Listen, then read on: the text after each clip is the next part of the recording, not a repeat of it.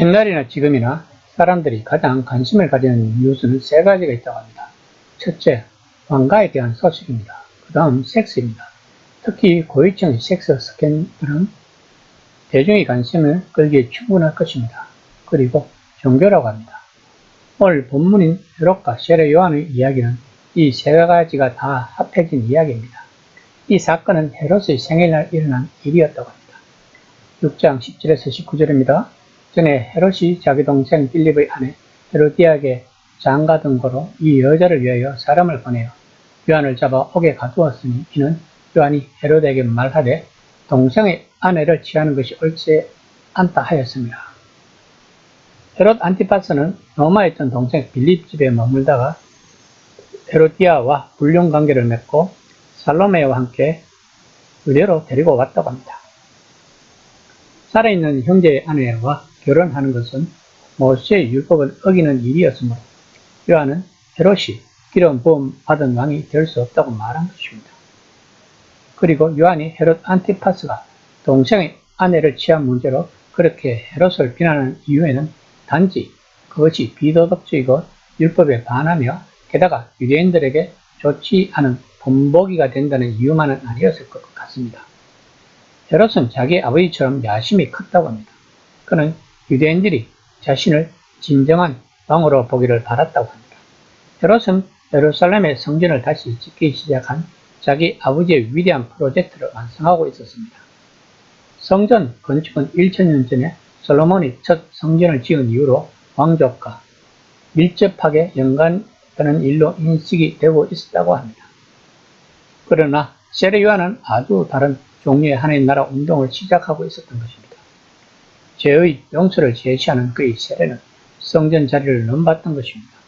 이제 곧 오실 분이라고 그가 약속하는 사람은 헤롯과는 아주 다른 인물이었던 것입니다. 그러므로 요한은 자기 제자들에게 헤롯의 열망은 벽에 맞지 않다고 말했던 것입니다. 하나님이 기름 부음 받은 사람이 정말로 그렇게 행동하겠는가? 메시아라는 사람이 자기 동생의 아내와 결혼하겠는가? 6장 19에서 20절입니다. 헤로디아가 요한을 원수로 여겨 죽이고자 하였으되 못한 것은 헤롯이 요한을 어렵고 거룩한 사람으로 알고 두려워하여 보호하며 또 그의 말을 들었을 때 크게 번민하면서도 달갑게 들으니라. 헤로디아는 요한을 죽이고 싶었을 것입니다. 그러나 헤롯이 요한의 말을 반복해서 들을 정도로 그는 요한의 말 때문에 불편한 마음과 그래도 계속 듣고 싶은 이상한 마음 사이에 그는 갈등하고 있었다고 마가는 말하고 있습니다. 그러던 중 그날이 왔던 것입니다.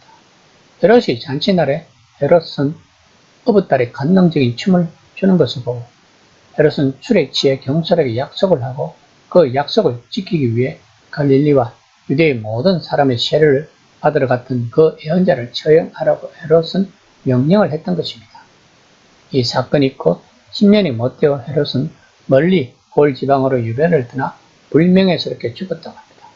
그러나 한 세대 안에 요한의 이야기는 마가에 의해 기록되었고 그는 하나님 나라를 용감하게 증언한 사람으로 존경을 받았던 것입니다. 마가는 오늘 본문을 통해 공동체에 무엇을 말하고 싶었던 것일까요? 이 세상 나라들은 하나님 나라에 복속되겠지만 앞서서 그 사실을 이야기하는 사람은 자신의 권력을 지키고자 하는 사람들의 화를 감내해야 할 수도 있다는 것입니다. 우연히 일어난 것 같은 이 사건의 특징이 비극적 요소를 더하고 있는 것입니다.